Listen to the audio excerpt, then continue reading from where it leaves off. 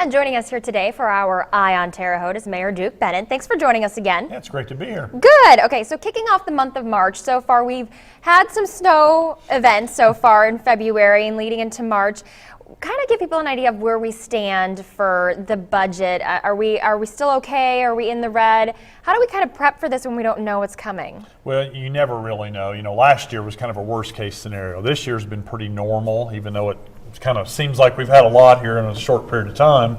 We've had a pretty mild winter, and so we try to budget for about 6 to 7 events a year, ice and snow, where we know we're going to have overtime, and we got to have the material to take care of that.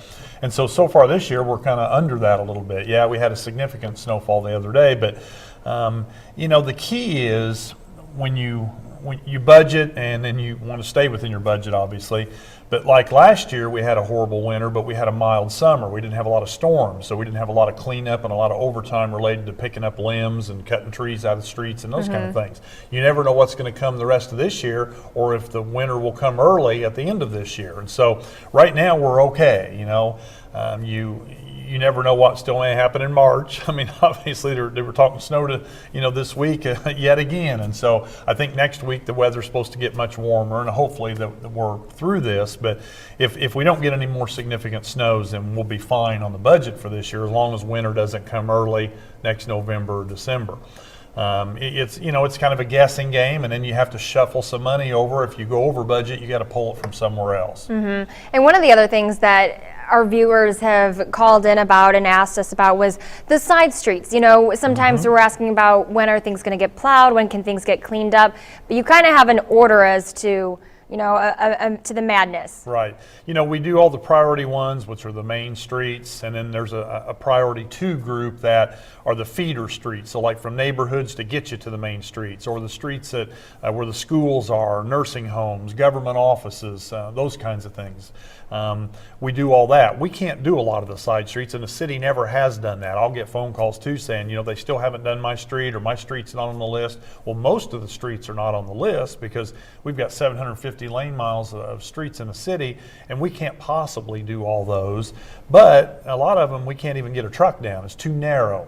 Another thing that happens, we go and we plow it, and then we cover their driveways, or their car gets and people are stuck. And then they're stuck again. They dug themselves out, and then they get stuck again, and we can't come out and clear every vehicle like that. So we do what the city has always done, and we try to come out and do some of those things. If people are stuck in certain places, just call 311. We'll get out there and do what we can. Okay. And the other story that we've talked about here at News 10, a hot topic for 2015, was Powerdyne. Where do we stand with that? I mean, are we still moving forward? I know we had talked about that. Yep.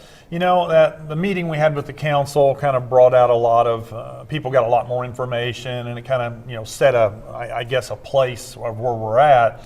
We continue to work on the contracts. It's taking some time because some things have changed with the business relationship with one of the pieces of Powerdyne's business. We want to get it right. We're not in any big hurry to do something and then have to, deal with whatever may come of that. So we want to get it right. That's what we're working on. Powerdyne continues to move forward with their project. They want to break ground later this year.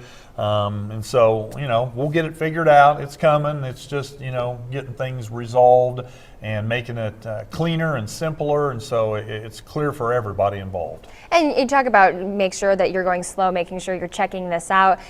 And you even said so yourself. You're not in a rush. You're making sure that this is a good deal for Terre Haute. You've already crossed your T's and dotted your I's. Exactly, and we're not just going to hurry up and do something because of some pressure.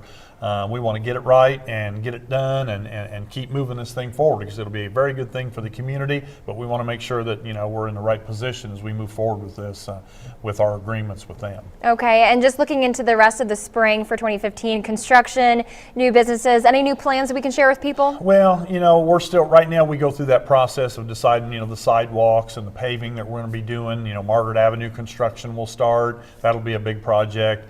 It's going to be a pretty busy year. There's a lot of new businesses that I think we're going to hear more and more about. Most of them, if they've already been announced, obviously you know about those, but there'll be some additional ones. So I think this is going to be a very good year for us here locally. Okay, well, we're looking forward to finding out all about it. Well, thanks for joining us today.